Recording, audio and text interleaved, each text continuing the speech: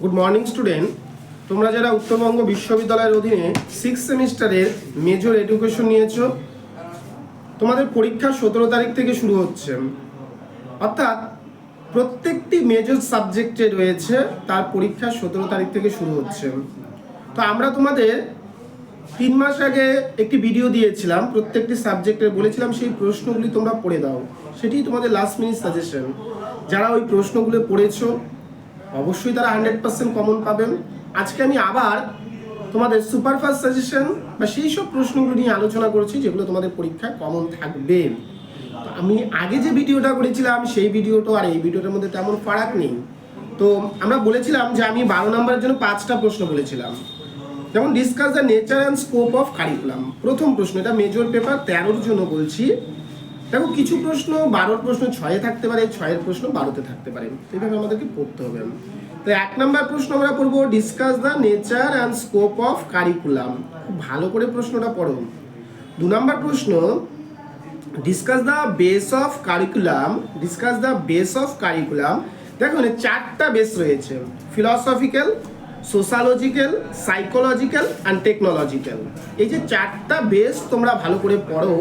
12 নম্বরের প্রশ্ন থাকবে একটা, 6 নম্বরের প্রশ্ন থাকবে একটা। মানে ধরো ফিলসফিক্যাল সোশ্যালজিক্যাল মিলে দিয়ে দিল একটা, বা ফিলসফিক্যাল সাইকোলজি মিলে দিয়ে দিল একটা, আরেকটা হচ্ছে 6-এ দিয়ে দিল টেকনোলজিক্যাল বা ফিলসফিক্যাল। তার মানে এই 4টা প্রশ্ন যদি আমরা 4টা টপিক যদি আমরা পড়ে নিই বেসের থেকে, ফিলসফিক্যাল, সোশ্যালজিক্যাল, সাইকোলজিক্যাল, টেকনোলজিক্যাল, 6 করে আমরা এখান থেকে 18 নাম্বার পেতে পারি। 18 নাম্বার, ঠিক আছে? তো এই প্রশ্নটা পড়বে তোমরা। নেক্সট তোমরা 3 নাম্বার প্রশ্ন পড়বে discuss the recommendation of NCF 2005। খুব ভালো করে এই প্রশ্নটা পড়বে। Discuss the recommendation of NCF 2009। এই প্রশ্নটাও ভালো করে পড়বে। এই যে এনসিএফ 2005 এবং 9, একটা প্রশ্ন তোমাদের পরীক্ষায় 100% কমন থাকবে, 100% কমন থাকবে। এনসিএফ 2005 নয় হয় এনসিএফ 2009। 5 নম্বর প্রশ্ন তোমরা পড়বে তোমাদের যে রয়েছে সামারেটিভ এভ্যালুয়েশন অ্যান্ড ফর্মেটিভ এভ্যালুয়েশনস। এই যে সামারেটিভ এভ্যালুয়েশন এবং ফর্মেটিভ এভ্যালুয়েশন সম্পর্কে তোমরা বিস্তারিত পড়বে। এখান থেকে নানানভাবে প্রশ্ন আসতে পারে। Write a short note difference between summative evaluation, formative evaluations, বা discuss the briefly discuss summative evaluation, formative evaluations. এই সম্পর্কে তোমরা পড়ে যাবে। তাহলে কি পড়ছো তোমরা? সবার প্রথমে পড়ছো এনসিএফ, নেচার আর স্কোপ পড়ছো একটা প্রশ্ন। বেসগুলো পড়ছো, 4টা যে বেস রয়েছে ফিলসফিক্যাল, সোশ্যালজিক্যাল, সাইকোলজিক্যাল, টেকনোলজিক্যাল পড়ছো। এনসিএফ 2005 পড়ছো, এনসিএফ 2009 পড়ছো, এবং তার সাথে তোমরা পড়ছো গিয়ে 5 নম্বর প্রশ্ন সামারেটিভ এবং ফর্মেটিভ। এই 5টা প্রশ্ন পড়ে যাও, তোমাদের পরীক্ষা 100% তোমরা 2টো প্রশ্ন কমন পাবে। এবং মান 6-এর জন্য কি করবা? দেখো, 12তে যে আমি প্রশ্নগুলো বললাম সেখান থেকে 6 থাকতেই পারে। যেমন আমরা বলেই দিলাম যে বেসগুলো থেকে 6 থাকতে পারে। 6-এর জন্য প্রথম প্রশ্ন করবে তোমরা right a short note relation between curriculum and syllabus. Right a short note relation between curriculum and syllabus. এই প্রশ্নটা ভালো করে পড়বেন। 2 নম্বর প্রশ্ন তোমরা পড়বে বেসগুলো থেকে, দেখে নিবে, আমি বললামই। 2 নম্বর প্রশ্ন পড়বে discuss the principal of curriculum constructions. Discuss the principles of curriculum constructions, অর্থাৎ পাঠ্যক্রম তৈরি করার রীতিগুলি তোমরা পড়বে। এরপরে তোমরা কি পড়বে? Write a short notes important of curriculum evolutions. Curriculum যে এভলিউশন রয়েছে তার গুরুত্বটা তোমরা পড়বে, ভালো করে পড়বে। Write a short note Hilda Taba model.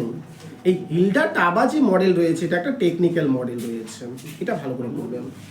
Right a short note, পরের প্রশ্ন ডেলিব্রেশন মডেল, অর্থাৎ নন টেকনিক্যাল মডেল। এই নন টেকনিক্যাল মডেলটাও তোমরা ভালো করে পড়বে। তাহলে দেখো, এখান থেকে এই প্রশ্নগুলো 6-এর জন্য পড়ছো, তার মাঝখান থেকে 12 প্রশ্ন হতে পারে, পড়বেন। মান 3-এর জন্য কি পড়বেন? Meaning of curriculum, meaning of curriculum evaluation, meaning of curriculum theories. এই 3টা প্রশ্ন থেকে তোমাদের একটা প্রশ্ন পরীক্ষায় থাকবেই 100%। 4 নম্বর ডিফারেন্স বিটুইন কারিকুলাম সিলেবাস, ভালো করে দেখবেন। তারপর আমরা বড় প্রশ্নগুলো তো পড়ছি, যেমন এনসিএফ 2005 কি, এনসিএফ 2009 কি, what is the formative evaluation, what is the summative evaluations, what is the Hilda Taba model, what is the deliberation model. এই প্রশ্নগুলো যদি তোমরা পড়ো তাহলে 12-র কটা প্রশ্ন পড়তে বললাম? জাস্ট 5টা প্রশ্ন পড়তে বললাম। 6-এর বললাম 7টা প্রশ্ন, এবং 3-এর বললাম 8 থেকে 9টা প্রশ্ন।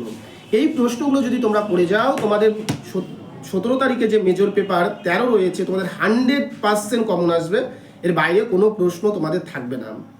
সবাই চ্যানেলটির সঙ্গে যুক্ত থাকবে পরবর্তী ভিডিওর জন্য। ধন্যবাদ সবাইকে।